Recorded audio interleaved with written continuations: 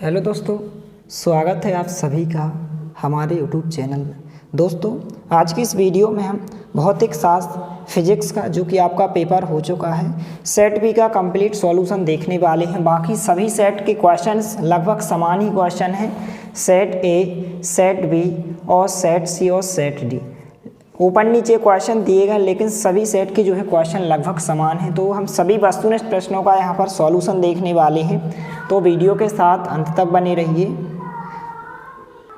तो यहाँ पर सबसे पहले प्रश्न क्रमांक 1 में जो है सही विकल्प ऑब्जेक्ट टाइप क्वेश्चन पूछे गए हैं। कुछ इस प्रकार से सेट बी में क्वेश्चन होगा और आपका जो भी सेट हो उसमें ऊपर नीचे यह क्वेश्चन दिए गए हैं तो आप मिला सकते हैं। यहाँ पर ए नंबर का क्वेश्चन है, गोलीय दर्पण की वक्रता त्रिज्या आर तथा फोकस दूरी कैपिटल एफ में सही संबंध होता है। तो जो संबंध होता है कैपिटल आर बराबर 2f होता है, अर्थात फर्स्ट नंबर का ऑप्शन यहाँ पर इसका राइट आंसर होगा। इसके बाद जो सेकंड क्वेश्चन है बी नंबर का क्वेश्चन, कुछ इस प्रकार से परमाणु निम्नलिखित में से किस संकल्पना के उदाहरण हैं। तो इनमें जो है संभारिकता की समानता होती है, ऑप्शन नंबर 3 इसका राइट आंसर होगा। इसके बाद जो है सी नंबर का प्रश्न है, पीएन संधि डायोड की अपक्षय परत में होते हैं तो जो होते हैं निश्चल आयन होते हैं, ऑप्शन नंबर 4 इसका राइट आंसर होगा। इसके बाद डी नंबर का क्वेश्चन है, किसी पदार्थ का प्रति एकांक आयतन विद्युत द्विध्रुव आघूर्ण कहलाता है। तो यह जो है ध्रुवण की घटना कहलाती है, विद्युत ध्रुवण या फिर आप कह सकते हैं ध्रुवण, ऑप्शन नंबर 2 इसका राइट आंसर होगा। इसके बाद ई नंबर का प्रश्न है, किसी तार का विशिष्ट प्रतिरोध निम्नलिखित में से किस कारक पर निर्भर करता है। तो तार के पदार्थ पर निर्भर करता है, ऑप्शन नंबर 1 इसका राइट आंसर होगा।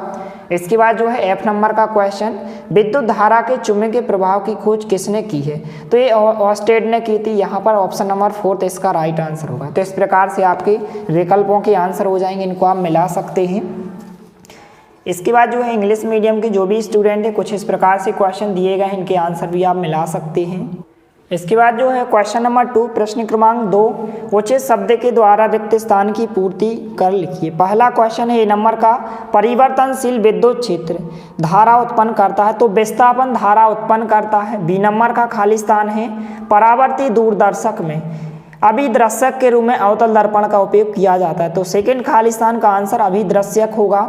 सी नंबर का खाली स्थान है, संयोजकता बैंड से ऊपर स्थित बैंड को क्या कहते हैं। तो इसे जो है चालन बैंड कहते हैं। डी नंबर का खाली स्थान है, पी प्रकार के अर्धचालकों में किसकी सांद्रता इलेक्ट्रॉनों की सांद्रता की तुलना में अधिक होती है। तो होल की सांद्रता, इसका आंसर क्या होगा, होल होगा।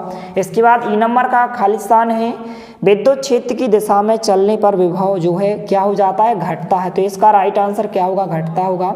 एफ नंबर का खाली स्थान है, जिन पदार्थों की चुंबकीय प्रवृत्ति ऋणात्मक होती है उन्हें पदार्थ कहते हैं, तो उन्हें जो है प्रति चुंबकीय पदार्थ कहते हैं। कुछ इस प्रकार से खाली स्थान के आंसर हो जाएंगे, इनको आप मिला सकते हैं। इसके बाद प्रश्न क्रमांक 3 में जो है 70 पूछे गए थे कुछ इस प्रकार से।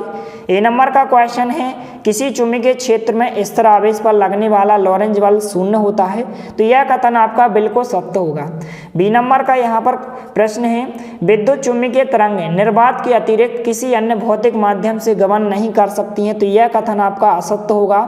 सी नंबर का प्रश्न है, सिलिकॉन और जर्मेनियम दोनों यौगिक अर्धचालक के उदाहरण हैं। तो यह कथन आपका क्या हो जाएगा, सत्य हो जाएगा। डी नंबर का प्रश्न है, कोटर अर्थात जो गुहा के भीतर विद्युत क्षेत्र सदैव ही शून्य होता है। तो यह कथन आपका सत्य होगा। इसके बाद ई नंबर का प्रश्न है, अर्धचालक की प्रतिरोधकता ताप बढ़ाने पर बढ़ती है। तो यह कथन आपका क्या होगा, असत्य होगा। कुछ इस प्रकार से आंसर हो जाएंगे। इसके बाद क्वेश्चन नंबर 4 जो कि यहाँ पर सही जोड़ियाँ पूछी गई हैं कुछ इस प्रकार से, स्तंभ आ और स्तंभ आ से मिलाकर सही जोड़ी बनाइए। पहले नंबर पर दिया गया है विद्युत चुंबकीय तरंग, तो इसकी जो खोज है मैक्सवेल के द्वारा आपको ऑप्शन नंबर 6 से मिलाना है। दूसरे नंबर में दिया गया व्यतिकरण द्विलिष्ट प्रयोग, तो ये किसने दिया था, यंग ने दिया था, अर्थात ऑप्शन नंबर 7 से आप दूसरे की सही जोड़ी मिलाएंगे। सी नंबर का है द्रव्य की द्वितीय प्रकृति, तो यह जो है इसका राइट आंसर क्या हो जाएगा, यहाँ पर ऑप्शन नंबर सी इसका करेक्ट आंसर डी ब्रॉगली होगा, ऑप्शन नंबर 5 होगा। इसके बाद डी नंबर का ऑप्शन है द्रव्यमान ऊर्जा समतुल्यता संबंध, तो यह किसने दिया था, आइंस्टाइन ने दिया था, ऑप्शन नंबर 2 इसका आंसर होगा। ई नंबर का है जो स्तर विद्युत बल, तो इसकी सही जोड़ी जो है आप यहाँ पर कूलाम से मिलाएंगे। प्रेरित धारा की दिशा, इसकी सही जोड़ी है जो आपको लेंज से मिलाना है। इस प्रकार से सही जोड़ियों के आंसर हो जाएंगे।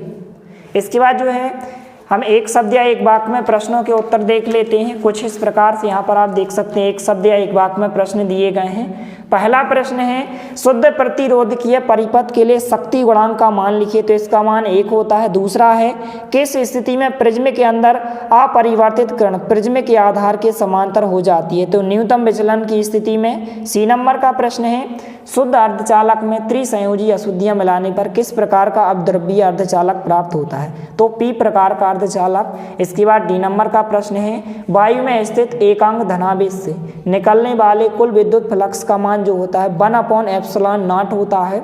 इसके बाद ई नंबर का प्रश्न है किसी विद्युत परिपथ में धारा को मापने वाले यंत्र का नाम लिखिए, तो यह क्या होता है, अमीटर होता है। तो कुछ इस प्रकार से आपके प्रश्न 1 से लेकर 5 तक के सभी प्रश्नों के आंसर हो जाएंगे। इसके बाद जो भी क्वेश्चन हमने आपको बताए थे वही के वही क्वेश्चन पूछे गए हैं। आप हम चाहें तो आप वीडियो में जाकर देख भी सकते हैं। कुछ इस प्रकार से जो भी क्वेश्चन हमने आपको बताए थे, कुछ इस प्रकार से संभव प्रश्न की 2 विशेषताएं।